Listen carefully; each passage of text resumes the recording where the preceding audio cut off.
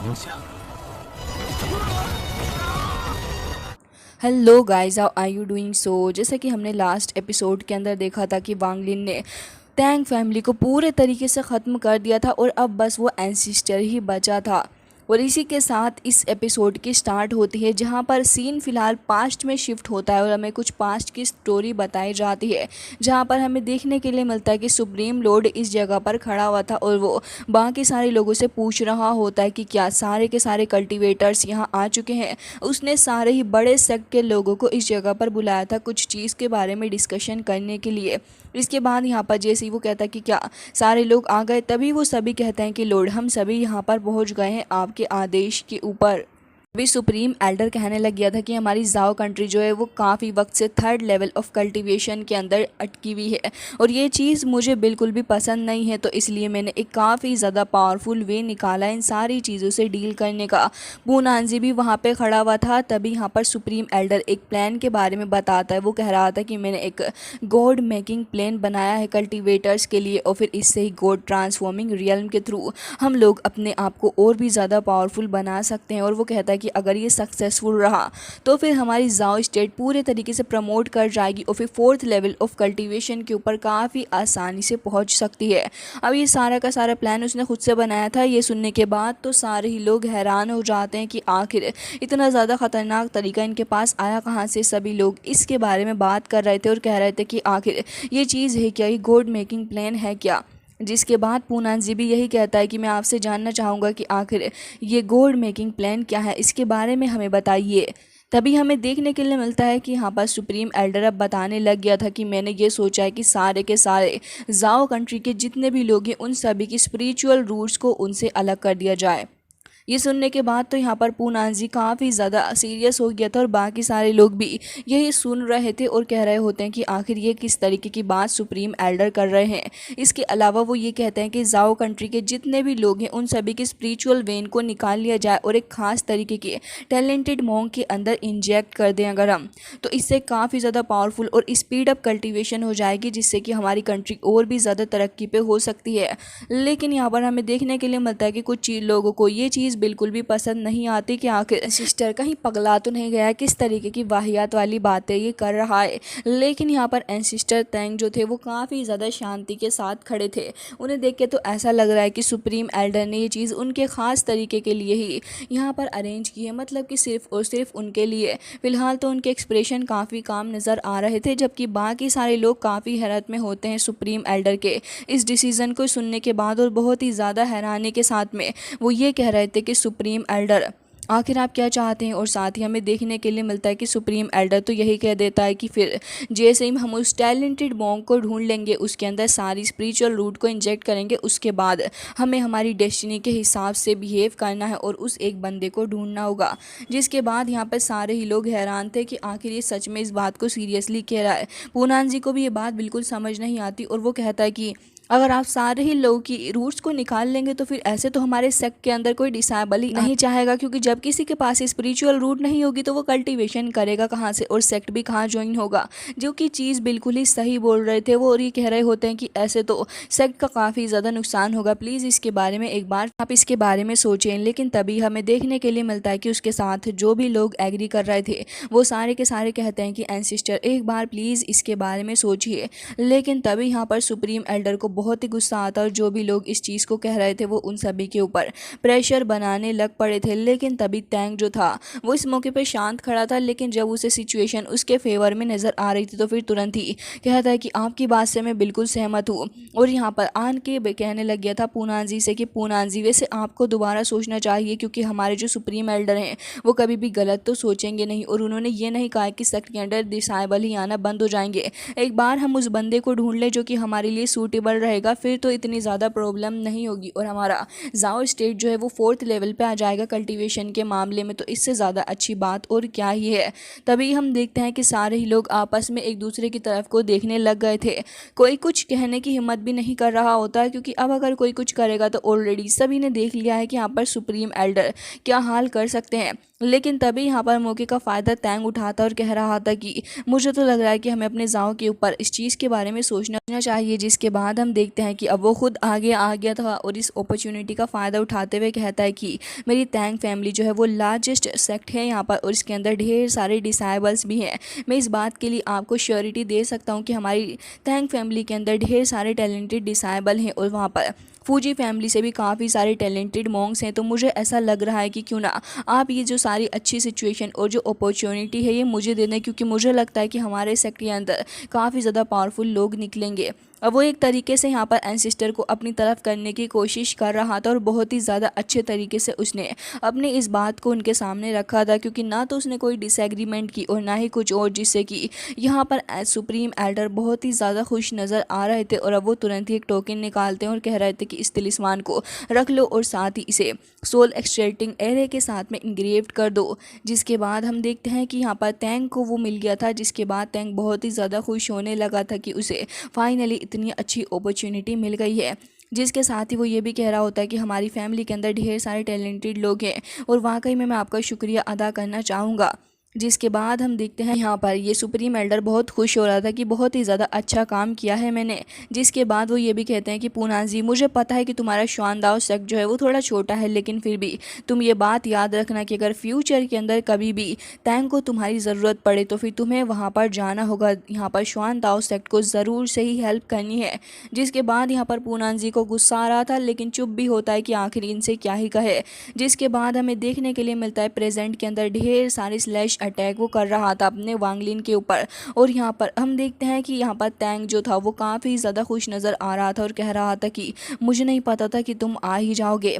साथ ही हम देखते हैं कि यहाँ पर फ़िलहाल वो खड़ा हुआ था और कह रहा था कि अब मैं क्या ही करूँ, क्योंकि मैं यहाँ पर सुप्रीम एल्डर के उस ऑर्डर को बिल्कुल भी ख़त्म नहीं कर सकता और मैं यहाँ पर तुम्हारी तैंग फैमिली को प्रोटेक्ट करने के लिए तो आना ही था।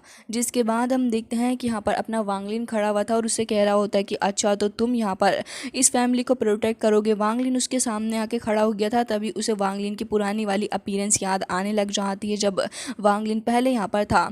जिसके बाद हमें देखने के लिए मिलता है कि पूनाजी उसे देख के काफ़ी हैरान था और कह रहा था कि अच्छा तो ये तुम ही हो, जब भी तो तुम इतने खतरनाक बैटल यहाँ पर स्टार्ट दिए। जिसके बाद हमें देखने के लिए मिलता है कि वांगलिन अब अपनी एक्सट्रीम कॉन्शियसनेस का इस्तेमाल करता है, लेकिन तभी पूनाजी अपने पास में रखे हुए खतरनाक से वेपन्स को निकाल लेता है और अब उन्हीं वेपन्स का इस्तेमाल करते हुए वांगलिन की एक्सट्रीम कॉन्शियसनेस को वहाँ से ख़त्म करने की कोशिश कर रहा था और वो ऐसा करने में कामयाब भी हो जाता है। जिसके बाद हमें देखने के लिए मिलता है कि वांगलिन काफ़ी तेज़ी से आगे बढ़ रहा था, क्योंकि यहाँ पर वांगलिन की जो एक्सट्रीम कॉन्शियसनेस थी उससे तो कुछ हुआ नहीं। जिसके बाद वांगलिन एक बार फिर से इस पूनाजी के ऊपर अटैक करता है और साथ ही अपने फोरेविशन फ्लैग को भी निकाल लेता है। साथ ही हम देखते हैं कि यहाँ पर वो उन ड्रैगन्स को भी समन कर लेता है ताकि एक बार से ही पूनाजी के खेल को ख़त्म किया जा सके।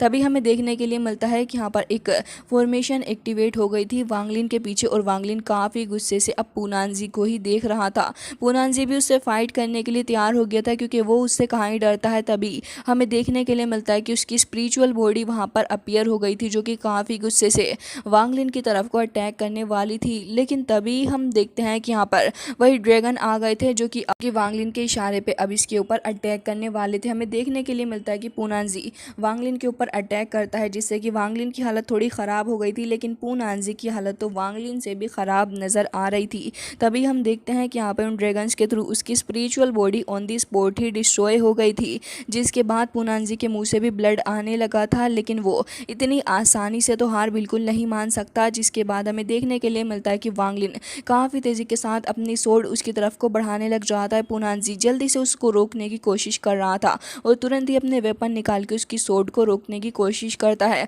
लेकिन तभी वांगलिन कहता है कि हाँ मुझे पता है कि तुम ऐसा करने की कोशिश ज़रूर से ही करोगे। इसके बाद हमें देखने के लिए मिलता है कि यहाँ पर फिलहाल पूनाजी अपनी पूरी कोशिश कर रहा था, इवन उसकी आइस तक से ब्लड निकल के आ रहा होता है, लेकिन अब फिलहाल उसे पास में हुए उन सारे इवेंट्स के बारे में याद आने लग गया था। वांगलिन भी उसकी तरफ को देख रहा था और वो भी यही सोच रहा होता है कि भले ही कुछ भी हुआ हो, लेकिन मुझे इसे किसी भी हालत में रोकना होगा।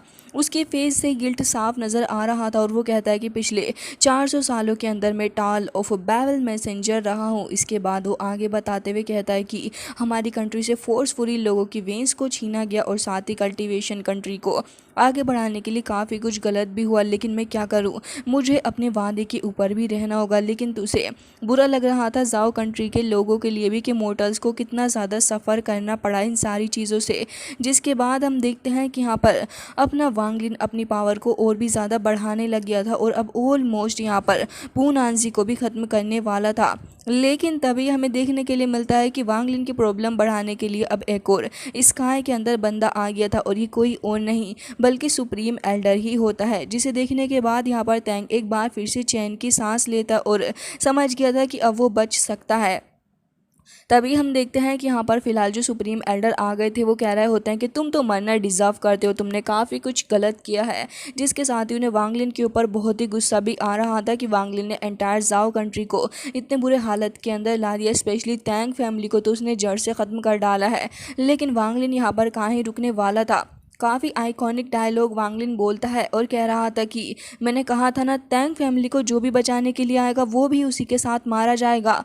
और ये कहते साथ ही तुरंत ही अपनी पावर का एक बार फिर से शो करता है और हमें देखने के लिए मिलता है कि यहाँ पे वही होली बॉडी आ गई थी जिसने वांगलिन की पहले भी मदद की है। हालांकि सुप्रीम एल्डर उसके सामने खड़े थे और उनका एटीट्यूड टच से मस नहीं होता, बल्कि उन्हें देखकर तो यही लग रहा था कि वो बिल्कुल भी इस चीज़ से नहीं घबरा रहे हैं कि उनके सामने कौन खड़ा हुआ है। और अब जैसे ही यहाँ पे सुप्रीम बॉडी अपने दोनों ही हाथों के बीच यहाँ पर सुप्रीम एल्डर को लेने वाली थी, तभी वो कह रहे थे कि मैंने कहा ना, मुझे कोई भी अपनी जगह तक से नहीं हिला सकता। जिसके बाद वो गायब हो गए थे। हालांकि वो अपने फिस्ट के अंदर उन्हें कैद करने की कोशिश करता है, लेकिन तभी वो एक फॉर्मेशन बना लेते और ये फॉर्मेशन बहुत ही ज़्यादा स्ट्रॉन्ग फॉर्मेशन थी जिसका इस्तेमाल करते हुए अब वो अटैक कर रहे थे। तभी हम देखते हैं कि वांगलिन भी बीच में टपक पड़ता है और साथ ही वांगलिन भी अपनी पूरी पावर का इस्तेमाल कर रहा था, जिससे कि वांगलिन के मुँह से ब्लड आना शुरू हो गया था और इन लोगों की हालत ख़राब थी। लेकिन तभी सुप्रीम एल्डर एक बार फिर से अपनी पावर को फॉर्म करने लग गए थे और वो एक काफ़ी ज़्यादा पावरफुल टार को समन कर लेते हैं, जिसके थ्रू अब वो वांगलिन के ऊपर अटैक कर रहे थे और कह रहे थे कि वांगलिन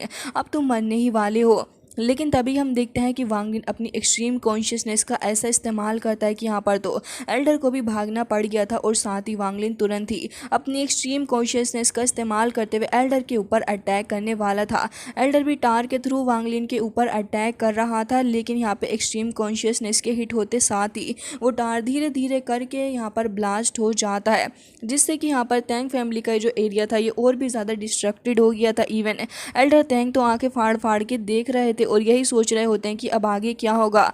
लेकिन यहाँ पर ये जो एल्डर थे इनकी हालत काफ़ी ज़्यादा ख़राब नज़र आ रही थी। इवन इनकी हालत इतनी ज़्यादा ख़राब हो जाती है कि अब ये वांगलिन के निशाने पर डायरेक्ट पूनांजी को ही लेके आ जाते और कह रहे थे कि तो वो ऑनर है तुम्हारा कि तुम मेरे लिए यहाँ पर मर रहे हो। तुरंत ही वहाँ से जाने की कोशिश कर रहे थे, लेकिन तभी हम देखते हैं कि यहाँ पर पीछे से स्पिरिचुअल हैंड के थ्रू उन्हें पकड़ लिया जाता और वो कह रहे थे कि बिल्कुल भी नहीं, तुम अब यहाँ से नहीं जाओगे, क्योंकि तुम्हारी वजह से ही तो ये सब कुछ हुआ है। कितने सारे मोर्टल्स को तुमने मार डाला सिर्फ और सिर्फ अपनी क्रेजी थिंग्स के चलते, और अब तुम्हें लग रहा है कि यहाँ से जा सकते हो। वो काफ़ी तेज़ी के साथ वहाँ से जा ही रहे थे, लेकिन तभी वांगलिन अपनी एक्सट्रीम कॉन्शियसनेस से उनके ऊपर शूट कर देता है। हालांकि अब पूनांजी भी यहाँ पर ज़्यादा वक्त तक नहीं रहता, वो खुद भी यहाँ से गायब हो गया था, मतलब कि एक तरीके से डेड ही हो गया था और कह रहा होता कि तुम्हारा मोमेंट है, और तुरंत ही वहाँ से गायब हो जाता है। अब एंसेस्टर तैंग एक बार फिर से ऐसे ही हो गए थे होपलेस और वांगलिन की तरफ को ही देख रहे थे, लेकिन वांगलिन अब भला कहाँ ही उन्हें छोड़ने वाला था। अब तो वांगलिन उन्हें पकड़ के उन्हें घसीटता हुआ लेके जा रहा होता है, जिससे कि एक ह्यूमिलिएशन के तौर पे वो देख रहे थे और उन्हें बहुत ही ज़्यादा बुरा भी लग रहा था। वांगलिन के पास से उसकी एक्सट्रीम कॉन्शियसनेस रिलीज़ हो रही थी और वांगलिन उन्हें काफ़ी ज़्यादा दूर फेंक के मारता है, जिसके बाद एक बार फिर उनके मुंह से ब्लड निकल के आ रहा था। और तभी यहाँ पर वांगलिन कहता है कि याद है ना, तुमने ऐसे ही किया था ना मेरी फैमिली के साथ। जिसके बाद तैंग से बोला भी नहीं जा रहा था, बल्कि उसके मुंह से ब्लड आ रहा होता और तभी वो कह रहा था कि गलत है। लेकिन वांगलिन एक बार फिर से अपनी पावर का इस्तेमाल करता है और यहाँ पर तैंग फैमिली के जितने भी लोग डेड पड़े हुए थे उन सभी के सोल्स को निकाल लेता है। जिसके बाद वो यहाँ पर इस तैंग के अराउंड ही घूमने लग पड़ी थी और कह रहा था कि देखो, ऐसे ही तुमने मेरी फैमिली को भी ख़त्म किया था ना। और साथ ही कह रहा होता है कि देखो, तुमने आधी से ज़्यादा फैमिली तो अपने खुद के हाथों से ही मार डाली है, इससे ज़्यादा शर्म की बात क्या होगी। लेकिन तभी वो ब्लेम वांगलिन के ऊपर रखते हुए कहते हैं कि मैंने तुम्हारी वजह से ये किया है और मैं तुम्हें कर्ज देता हूँ कि तुम पूरी लाइफ अकेले रहो, रहोगे। लेकिन वांगलिन को इनके इस कर्ज से क्या ही फर्क पड़ने वाला है। और यहाँ पर वांगलिन कह रहा होता है कि तुम्हारा दिन बहुत ही ज़्यादा करीब है। साथ ही यहाँ पर तैंग कह रहे थे कि तुम्हें क्या पता क्या चल रहा है। तभी हम देखते हैं कि यहाँ पर वांगलिन थोड़ा आगे आ गया था और हम देखते हैं कि यहाँ पर वांगलिन अब उन कोर मेंबर्स में से एक मेंबर को मार डालता है, जिसके बाद यहाँ पे तैंग हुआ युआन हंस रहा था। लेकिन यहाँ पर वांगलिन एक बार से एक बंदे को और मार डालता है, जिससे कि तैंग हुआ युआन को गुस्सा आ रहा था वांगलिन के ऊपर, लेकिन वो अब मजबूर था। वांगलिन अब एक बार से 3 मेंबर्स को और पकड़ लेता और कह रहा था कि बताओ तुम उस दिन कैसे पता चला था मेरे बारे में। तभी यहाँ पर अब वो पछताते हुए कह रहा था कि मुझे गांव किमिंग ने इसके बारे में बताया था, जो कि प्याओ माओ क्लैन से है।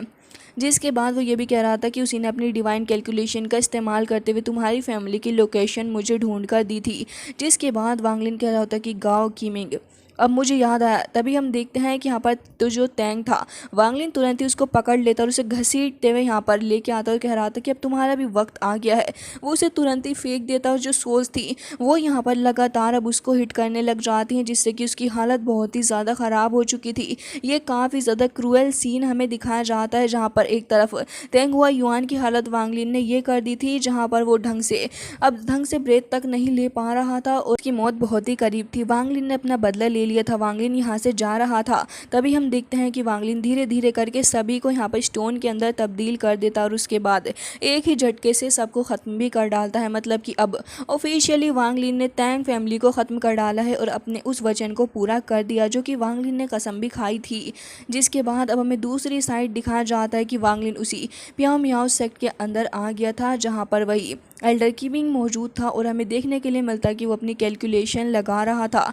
जिसके बाद हम देखते हैं कि वो यहाँ पर एक फॉर्मेशन के पास में आके बैठ जाता है और तुरंत ही एक फॉर्मेशन को बना लेता है। वो धीरे धीरे करके एक्टिवेट भी होने लगी थी। वांगलिन वहीं आकर खड़ा हो जाता है और अब इस एल्डर को देख रहा था, जिसके मुंह से ढेर सारा ब्लड भी निकल रहा था। अब वांगलिन यहाँ पर आगे को आने की कोशिश तो कर रहा होता है, लेकिन तभी यहाँ पर वो फॉर्मेशन पूरे तरीके से एक्टिवेट हो जाती है। जिसके बाद हम देखते हैं कि यहाँ पर उसी एल्डर की सोल आ गई थी और कह रहा था कि 400 साल पहले मुझसे पूछा गया था तुम्हारी फैमिली के बारे में और मैं क्या करता, मुझे बताना ही पड़ा। लेकिन अब फ़िलहाल ये जो डिज़ास्टर है, मैंने इससे सब चीज़ों से छुटकारा ले लिया है और अब मैं बचा भी नहीं हूँ। वैसे मैं तुम्हें बता दूँ कि मैंने वांग तियानदू फैमिली को बचाने के लिए काफ़ी कुछ किया और अब मैं अक्सर उन्हें प्रोटेक्ट किया करता हूँ। मैंने गॉड के अंदर बिलीव किया और मैंने उसके कनेक्शन के ऊपर भी बिलीव किया है। जब मैं ज़िंदा भी नहीं हूँ तो मैं चाहता हूँ सीनियर प्लीज़ हमारे प्याओ मियाओ सेक्ट को आप बख्श दीजिए। वांगलिन उसकी तरफ को देखता है और यहाँ पर हम देखते हैं कि वांगलिन ने उसे माफ़ कर दिया था, क्योंकि उसने खुद ही अपनी मौत को चुन लिया था। अब दूसरी तरफ हम देखते हैं कि वांगलिन अपनी फैमिली के पास चला जाता है। वहाँ जाके अपनी फैमिली के बारे में काफ़ी ज़्यादा खुश हो रहा था कि आज फाइनली उसने इतने सालों पुराना बदला ले लिया है और कह रहा था कि फादर मदर मैंने इसको कर दिखाया है। जिसके बाद हम देखते हैं कि वांगलिन अपने मास्टर सीतो को भी इसके बारे में थैंक्स कहता है कि वो अब इतना सब कुछ कर सका। हालांकि यहाँ पे उसे याद आता है कि कैसे उसके मास्टर सीतो ने उसे काफ़ी कुछ सिखाया। अब वांगलिन का वक्त आ चुका था कि अब ये कंट्री ऑफ जाओ को छोड़ के यहाँ से चला जाए। जाते जाते वक्त वांगलिन को पुराना वक्त याद आ गया था, जहाँ पर वो अपनी फैमिली के साथ अक्सर रहा करता था। और अब वांगलिन अपने मॉस्किटो के ऊपर सवार होकर वहाँ से निकल जाता है और हमें देखने के लिए मिलता है कि वांगलिन इस जर्नी को एंजॉय कर रहा था। एक जगह पर वांगलिन आके बैठ जाता है इन सारी थॉट्स के बारे में सोचने के लिए।